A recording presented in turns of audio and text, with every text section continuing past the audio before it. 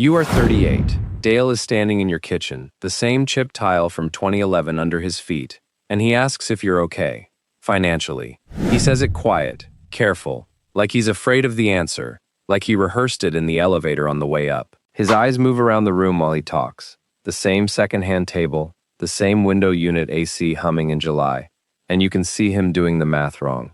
Behind you, the apartment costs $1,410 a month. In an account he will never see, there's $1,700,000. You tell him you're fine. He nods like he doesn't believe you, and pats your shoulder on his way to the fridge, the way you'd comfort someone. Rewind. You are 23. Same apartment. First lease. $5,340 in checking. The whole of what you have. The carpet still smells like the last tenant's cigarettes. Faint, stubborn, never quite gone no matter how many times you open the windows. You sign your name at the bottom of the lease with a pen from the leasing office, blue ink, a chain attached to the clipboard so nobody walks off with it. 2 floors up, Dale has a pool he'll use twice a year and a rent that's $300 more than yours for a view of a parking lot. He tells you the building has a better vibe. You don't argue. You just carry your boxes up to 4B, one at a time, no elevator, and start unpacking. Dale gets a car at 24. A 2013 Honda Accord, financed at 3.9%, $340 a month for 6 years. He calls it sensible. Everyone agrees. He parks it at the barbecue that summer with the windows cracked, like it needs air, like it's a thing that breathes. At 26, he moves into a 1-bedroom with in-unit laundry, granite counters, a gym in the lobby he uses 4 times before he stops. People say Dale is doing well. Nobody asks what doing well costs him monthly. Nobody ever does. You still live in 4B. At the barbecue that summer, Greg says, "Bro, you're still in that same place?" He doesn't mean it cruel. He means it the way people mean things that still land like a slap. You say something about the location being convenient, close to the train, close to work, and Greg nods like he's being polite about something sad. You feel the shame settle into your chest the way it always does. Quiet, small, familiar, like a coin in a pocket you keep forgetting to spend. Dale doesn't say anything that day. He doesn't have to. He just parks the Accord where everyone can see it and lets the silence do the talking for him. Maybe they're right. Maybe staying still is just staying still. Maybe you're the idiot in the room, the one who didn't get the memo, the one still driving nothing, while Dale drives something. You drive to the barbecue in a car nobody comments on, and some part of you wishes, just for a second, that they would. At 25, the lease renewal comes in the mail like it always does. A single sheet of paper with a new number at the bottom, folded once, tucked between a pizza coupon and a water bill. You sit at the kitchen table and read it twice, not because it's complicated, but because some part of you knows this is the moment you either leave or you don't. You sign it the way you signed it the year before. Same pen, same signature, a little more practice now. Something in you decides without ceremony, without a plan, without telling a single person, not Dale, especially not Dale, that you are not leaving. Not because you can't, because the math is quieter if you don't. You still live in 4B. You are 27. $41,000, most of it sitting in a fund with a name nobody at the barbecue would recognize. Dale buys a couch that costs more than your rent. Deep gray, delivered by 2 men in matching shirts who carry it up 3 flights while Dale watches from the doorway. You buy 4 shares of something boring on a Tuesday afternoon, on your phone, standing in the kitchen, and forget about it by dinner. Nobody claps for either of you. Nobody's supposed to.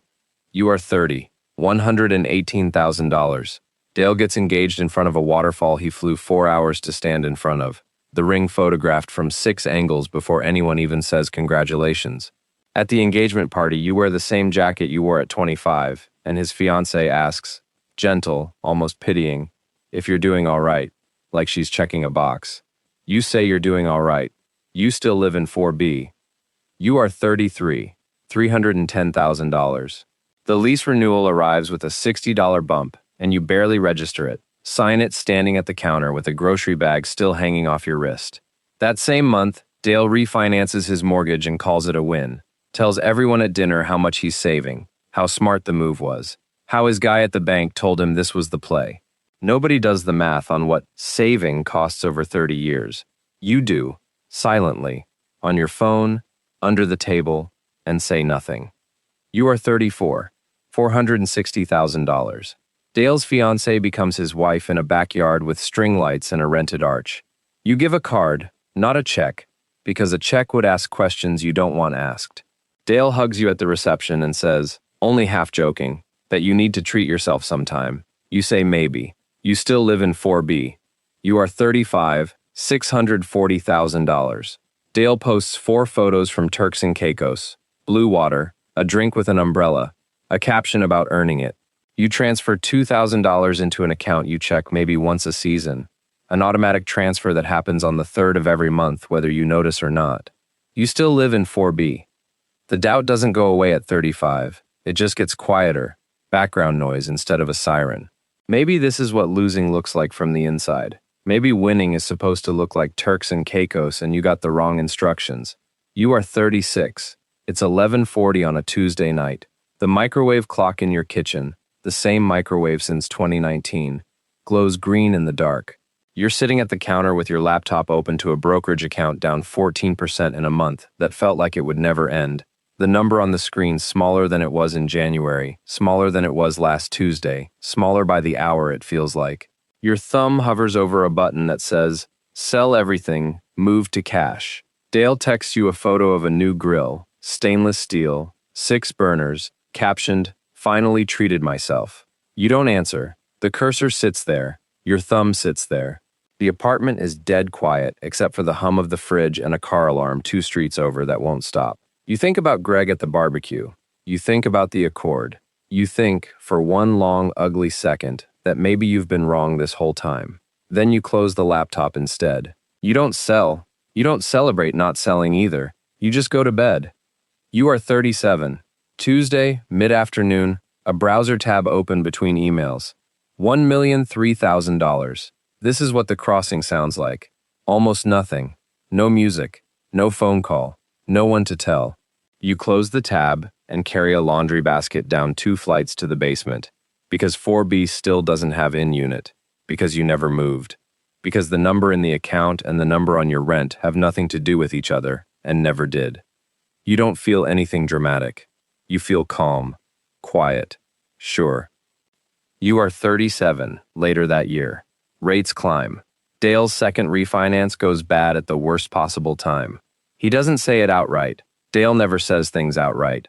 But the resort photos stop, and his wife starts posting more, brightly, about simplifying and getting back to basics, the language people use when the math has stopped working. At dinner, he insists on splitting the check evenly, though he had the steak and you had the pasta, and something about the way he says, let's just split it, tells you more than a headline would.